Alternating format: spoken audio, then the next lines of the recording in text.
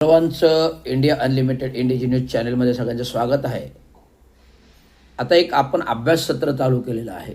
अभ्यास सत्र असं की ठाणे महानगरपालिकेच्या विविध विकास प्रक्रिया कामांतर्गत ठाण्याचा फायदा होतो की ठेकेदारांचा फायदा होतो की लोकप्रतिनिधींचा फायदा होतो, हा अभ्यास आपल्यासमोर मांडणं, जनतेसमोर मांडणं गरजेचं आहे. कारण आपण कर भरतो, आपले पैसे काही वरती आलेले नाहीत, कर भरतो, प्रशासनाला कर भरतो आणि कराचं मूल्य आपलं आहे. त्यामुळे आपल्या कराच्या मूल्याचं योग्य काम, योग्य जतन होतं की नाही हे सर्व नागरिकांना माहिती पाहिजे. त्यामुळे एस रविराज एक तांत्रिक सल्लागार, कन्सल्टंट, अभ्यासक आणि माजी अभियंता म्हणून मी आता एक अभ्यास वर्ग चालू करतो आहे की ठाणे महानगरपालिकेचा विकास हा भकास आहे की खरोखर विकास आहे. तर काल मी पूर्ण ठाणे महानगरपालिकेत मागच्या आठवड्यात झालेल्या पावसाळ्याच्या पूरस्थितीवरती अभ्यासपूर्वक विश्लेषण दिलेलं आहे. ते लोकप्रतिनिधींनी त्याचा अभ्यास करावा की रवींद्र शिंदेने हा माणूस याने खरोखर काम जमिनीवर राहून केलेलं आहे, नाल्यात उतरून केलेलं आहे, गटारात उतरून केलेलं आहे, रस्त्यावर फिरून केलेलं आहे, डोंगर कपारीतून, नली नाल्यातून, खाडीतून फिरून केलेलं आहे, येणाऱ्या परिस्थितीमध्ये भिजून केलेलं आहे, गुडघाभर पाण्यामध्ये भिजलेला आहे. मग तो आंबेडकर नाला असो की खारेगाव असो की शिळीपाटा, दिवा, मुंब्रा असो की हायवे रोड बायपास असो की खिडकाळी असतो की कोपरी पाचपकडी वाघळे असो की ठाणे घोडबंदर असो, धुरंधर पाण्यातून काम केलेलं आहे. आणि या कामातील गेल्या 20 वर्षाचा अनुभव पाहता मी विविध पाण्याविषयी कसं नियोजन करता येईल, पूरस्थितीचं कसं नियोजन करता येईल, झाडे का पडत आहेत याचा आपल्याला आता मुद्दा मी देणार आहे. तर झाडे का पडत आहेत? कारण एक काळ होता की संपूर्ण भूभाग हा मातीचा होता. एक काळ होता संपूर्ण भूभाग हा ठाणा मातीचं होतं. म्हणजे ठाणं म्हणजे ठाणं गाव होतं.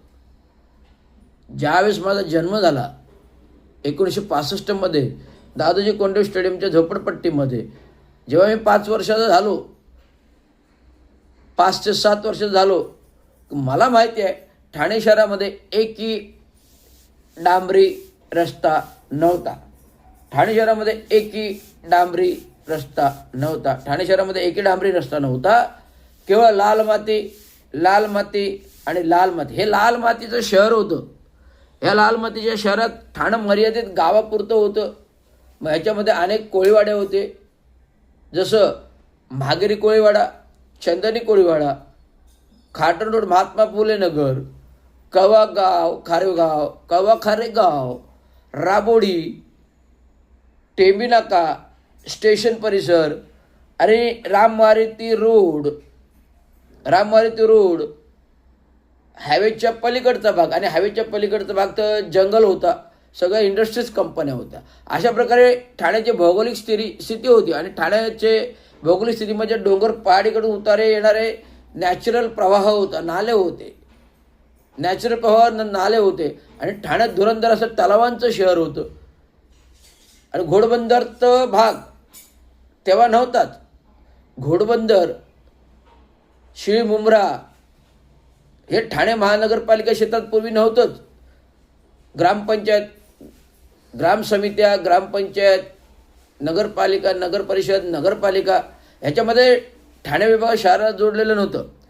त्यामुळे ठाणं एक गाव, खेडेगाव म्हणजे श्रीस्थानक असं होतं, त्याला ठाणं नाव आलं.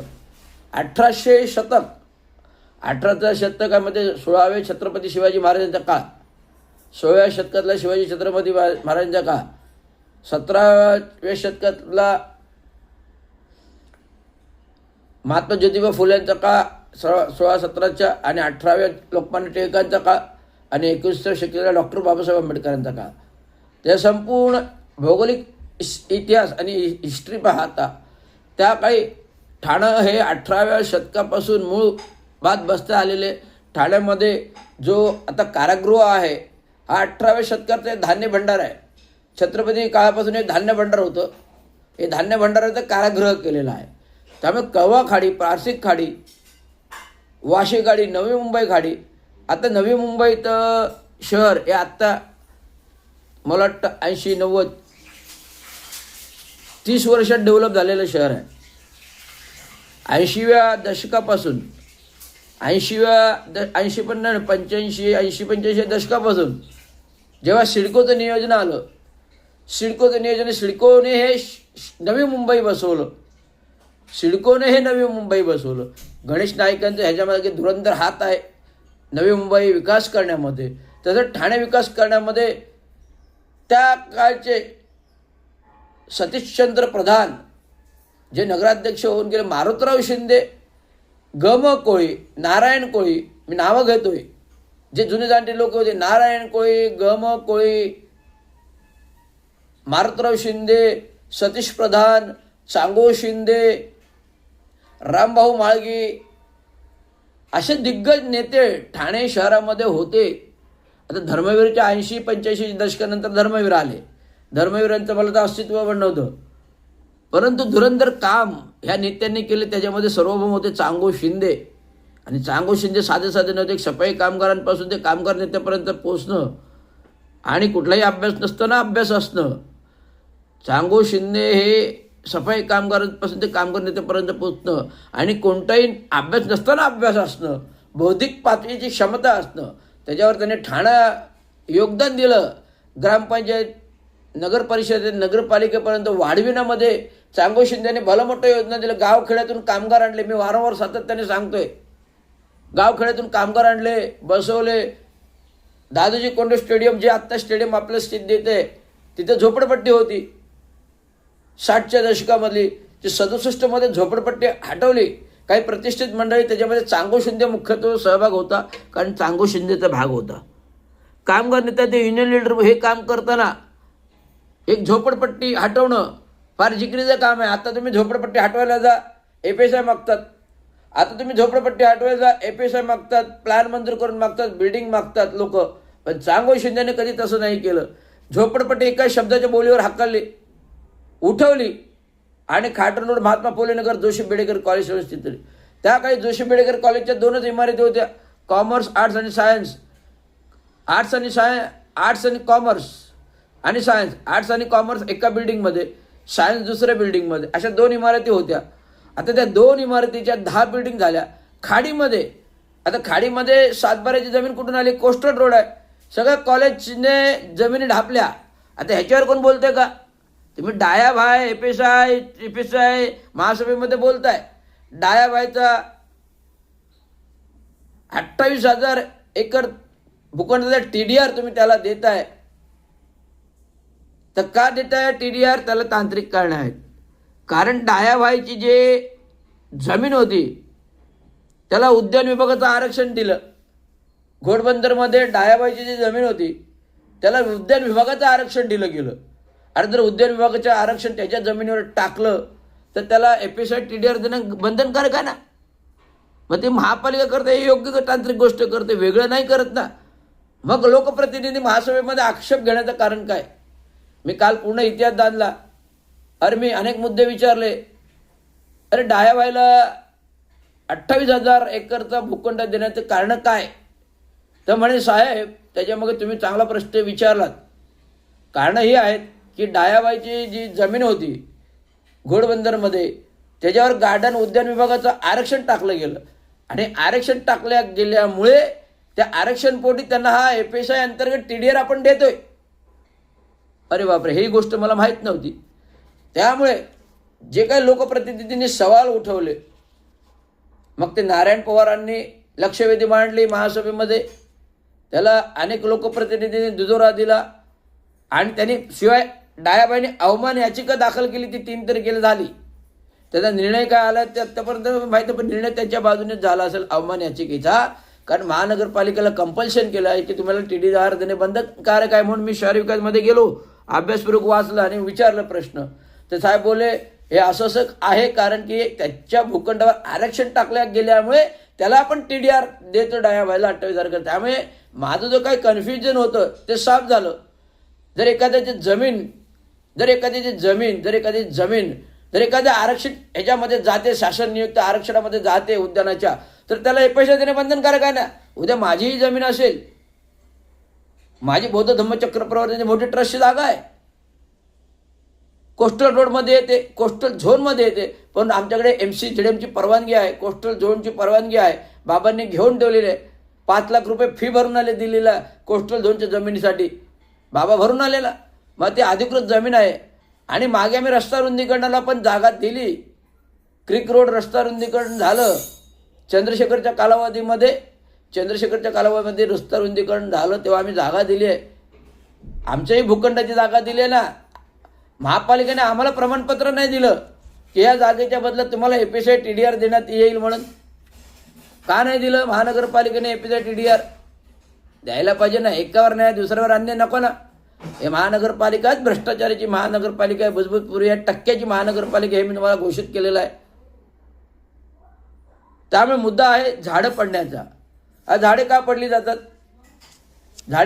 जातात? सांगतो. चंद्रशेखर साहेबांनी रस्ता रुंदीकरण केलं, बहुउद्देशीय रस्ते मोठे झाले. चंद्रशेखर साहेबांनी रस्ता रुंदीकरण केलं, बहुउद्देशीय रस्ते मोठे झाले, परंतु त्यांचा एक उद्देश होता, कुठलंही झाड मेलं नाही पाहिजे. ते झाड, सर्व झाडे त्याने पुनर्रोपण केलं, विविध ठिकाणी पुनर्रोपण केलं. सगळे झाडांचे विविध ठिकाणी पुनर्रोपण, किती झाडं जगली. आजही घोडबंदर आनंदनगर पासून जर सुरुवात केली, आनंदनगर ते घोडबंदर सगळे झाडं जगलेली आहेत. परंतु काय झालं, विविध डेव्हलपमेंट दरम्यानच्या काळामध्ये ठाणे शहरात गेल्या 20 वर्षापासून डेव्हलपमेंट होते. मला वाटतं आम्ही जसं JN रूम पण प्रकल्प चालू झाले, JN रूमचा विषय आला, जवाहरलाल नागरी योजना पुनरुत्थान योजना झाली, जवाहरलाल नागरी पुनरुत्थान योजना झाली, तसं शहरामध्ये इन्फ्रास्ट्रक्चर आलं. माजिवडा कापडपोडी जंक्शन फ्लायओव्हर्स झाले चारी बाजूने. त्याच्यापूर्वी नितीन कंपनी जंक्शन जो कंपनी बांधलेला फ्लायओव्हर आला. नंतर मोठे संपूर्ण 56 फ्लायओव्हर बांधले नितीन गडकरीच्या काळखंडामध्ये. 56 फ्लायओव्हर बांधले नॅशनल हायवेला, मुंबईपासून ते पार अहमदाबाद रोडपर्यंत गेले. हे फ्लायओव्हर्स बांधले. हे गडकरींच्या बांधकाम मंत्री असताना कार्यकालामध्ये योजना आणल्या आणि केल्या. तिथपासून ट्रॅफिक सुरळीत झाला होता. पण आता धुरंधर ट्रॅफिक प्रमाण वाढलं आहे, व्हेकल प्रोडक्शन्स वाढलं, गाड्यांची निर्मिती जास्त झाली, 4 व्हीलर प्रोडक्शन जास्त झालं, 2 व्हीलर प्रोडक्शन निर्मिती वाढली. त्यामुळे रस्त्याला गल्लोगल्ली ट्रॅफिक होते. पण या ट्रॅफिकला सोल्युशन आहे, पण तुम्ही नियोजन कराल तर सोल्युशन ना. हे नियोजन केवळ इन्फ्रास्ट्रक्चर रस्ते बांधून होत नाही किंवा अंतर्गत मेट्रो बांधून होत नाही, तर प्रॉपर तांत्रिकदृष्ट्या हे विश्लेषण, हे ट्रॅफिक नियोजन झालं पाहिजे. मी एकच म्हटलं, तुम्ही अंतर्गत मेट्रो आणताय, पण अंतर्गत मेट्रो कामाची नाही, शहर कंजेस्टेड करणार. मुख्य मेट्रो तर आली आहे ना, पार मुंबईपासून, ठाण्यापासून, कल्याण, डोंबिवली, उल्हासनगर, अहमदनगर, पालघरपर्यंत गेली, वसई विरारपर्यंत गेली मेट्रो. त्या आमदारांनी त्या विभागात केलं. परंतु अंतर्गत मेट्रो गरजच नाही ना ठाणे शहराला. जिथे तुम्हाला 15-10 मिनिटात पोचता आहे, तो अर्धा तास 45 मिनिटं, म्हणजे 1 तास का तुम्ही घिरट्या घालताय? गरज नाही. आणि अंतर्गत मेट्रो बोललं तर शहरातील रस्ते छोटे आहेत, 20 मीटरचे आहेत. 20 मीटरचे रस्ते, 10 मीटर तुमचं अंतर्गत मेट्रोच्या गडर्स, पूल, कॉलमला गेलं तर 10 मीटर उडतो. 10 मीटर म्हणजे 5 मीटर इकडे, 5 मीटर इकडे. त्या 5 मीटर जागेमध्ये, 5 मीटर इकडे, 5 मीटर जागेमधून गाड्या जाणार आहेत का, व्हेकल जाणार का, आणि शेजारी इमारती आहेत. त्यामुळे हा अंतर्गत मेट्रो हा डिस्क्वालिफाईड प्रश्न आहे. अंतर्गत मेट्रो शहरावरती डिस्क्वालिफाईड प्रश्न आहे, ते होऊ शकत नाही. मी प्रत्यक्ष त्या दिवशी फिरलो, शनिवार रविवारी सर्वे चालू होता. शनिवार रविवारी का सोमवारी फिरलो, सर्वे चालू होते. मी सर्वे करणाऱ्यांना विचारलं, नाही साहेब ते आम्ही बघतोय, सर्वेनुसार बघतोय की खरोखर मेट्रो बसते का. अरे मेट्रो बसते काय, टेंडर नियोजन झालं, टेंडर झालं, सगळं झाले, सामुग्री आली, कन्स्ट्रक्शन कंपनीचे, अजून सर्वे कसला करताय, डोंबल्याचा करताय सर्वे. अंतर्गत मेट्रो मला पाहिजे नाही, मला तीव्र आंदोलन उभारावं लागेल, मला उपोषणाला बसावं लागेल, हे सगळं हे संपूर्ण करते ठाणे महानगरपालिका करते. हे ठाणे महानगरपालिका का करते? ते टक्क्याचं प्रयोजन आहे, टक्क्याचं प्रयोजन आहे.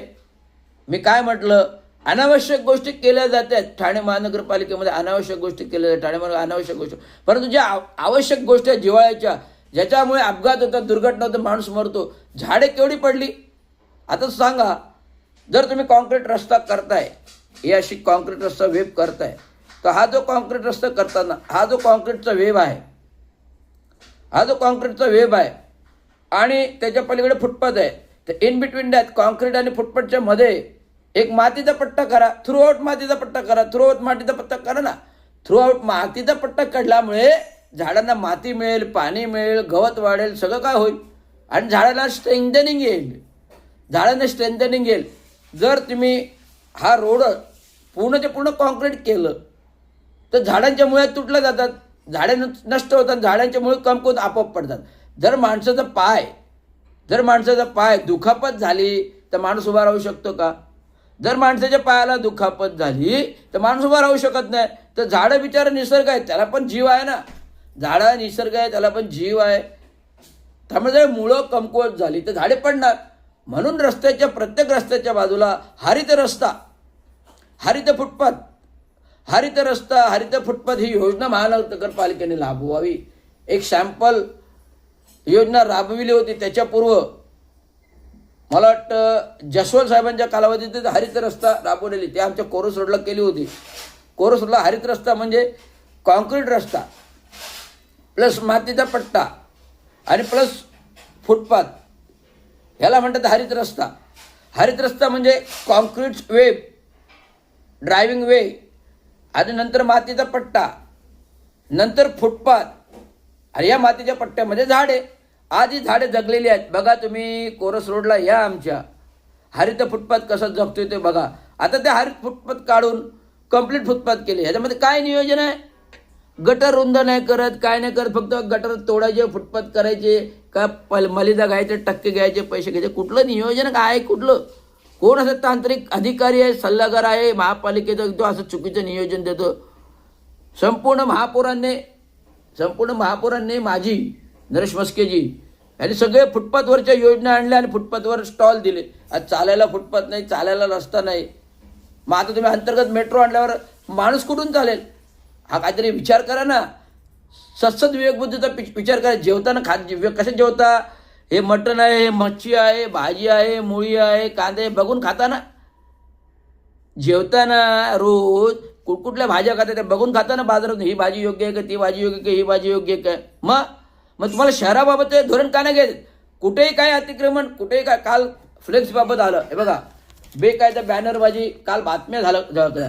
हे आमचे लोकप्रतिनिधी, या लोकप्रतिनिधींना जाण नाही आहे. हे आमचे लोकप्रतिनिधींना जाण नाही, तर काय शहर विकास होणार हो? त्यामुळे हे सगळे शहर विकासच्या गोष्टी आहेत. त्यामुळे झाडे जगवा, झाडे वाचवा, झाडे जगवा, झाडे वाचवा, पाणी अडवा, पाणी जिडवा, हे नियोजन महापालिकेचं झालं पाहिजे. आणि झाडं पुन्हा हरित फुटपाथ बनवला पाहिजे आणि पुन्हा मातीचा बेल्ट ठेवला पाहिजे, तरच झाडे जगतील. एवढं सांगतो. धन्यवाद. जय विजय महाराष्ट्र.